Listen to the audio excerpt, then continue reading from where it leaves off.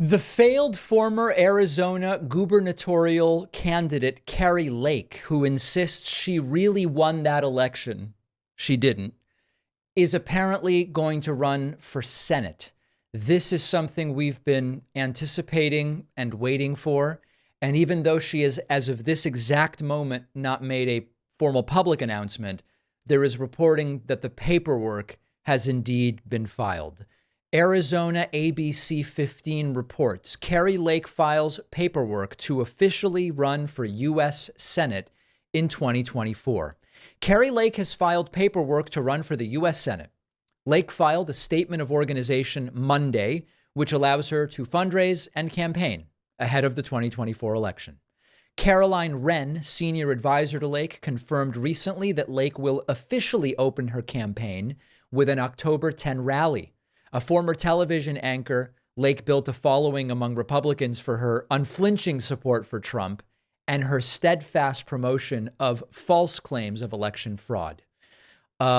She is going to be running in a map that already favors Republicans. There will be Democratic-held seats up for grabs in 3 states that Trump won. We know that the major Democrat in the race is former David Pakman Show guest Ruben Gallego. So what does this mean? First, an extraordinarily practical question.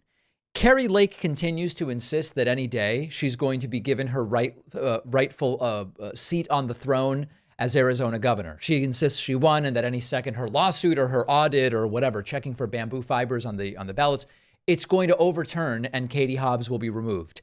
If she's about to become governor of Arizona, it would seem silly to be running for Senate because you're going to be very busy being governor very soon. It's just yet another reminder of the perpetual grift that is her, what do we even call it, crusade campaign for fixing the results of the 2022 Arizona gubernatorial election. She knows she's not going to become governor, so now she's running for Senate. Bigger picture, we really are looking at Arizona as a potential central flashpoint of the next series of claims about election fraud. We already know it's only October of 2023. We have 13 months until this election. But if indeed it is Biden versus Trump as a rematch in the presidential election, if indeed Kari Lake is running and will remain on the ballot through the general election in November of 2024, we all know that they are going to claim fraud in Arizona if they lose. Now, let me tell you the reality of Arizona. Arizona has some significant blue areas and has become a reliable swing state over recent years. At one point, it was a much more reliable red state. It no longer is. And one of the ways I've been thinking about a Biden versus Trump rematch is if we start with 2020 as our base and say what might change. Yes, it's certainly possible that Georgia would go to Trump instead of Biden. It's possible Pennsylvania would go to Trump instead of Biden. Sure, all of these things are possible. But when we look at Arizona, it will certainly be close, but it is not seeming as though Arizona has moved to the right since the 2020 election. And if anything, it has probably moved in the other direction. So there is a very good chance, at least 50-50, that you are going to have an extraordinarily tight race in Arizona, which both Biden and Gallego, if they are indeed the Democratic candidates next November, will win. And so we all know what's going to happen in Arizona. They're going to say Maricopa County again was stolen. The whole thing was stolen. Trump actually won. Kari Lake actually won. And so it might be smart to try to preempt as much of that as possible, working with Democrats in the state. Now, what exactly it means to do that, what can be done in advance to try to preempt Republican claims, there's 2 sides to that. One, we've got to figure that out, and we'll do a segment on that upcoming.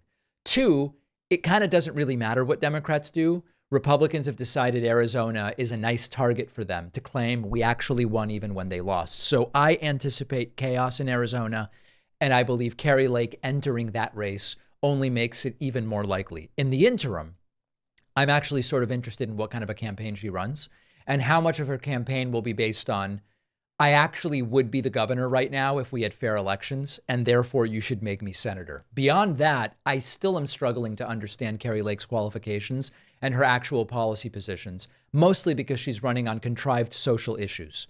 And that is what Republicans nationwide are increasingly doing.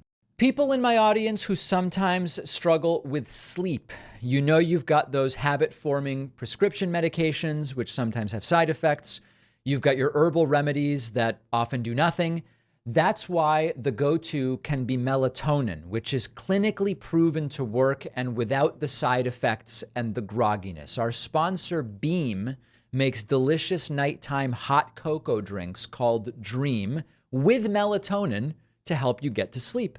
Melatonin can also help correct circadian rhythm disturbances to get your schedule back on track. Like, for example, if you have jet lag, Beam's Dream Hot Cocoa with melatonin comes in great tasting flavors like mint chocolate chip, chocolate peanut butter, sea salt caramel, or caramel. Come on.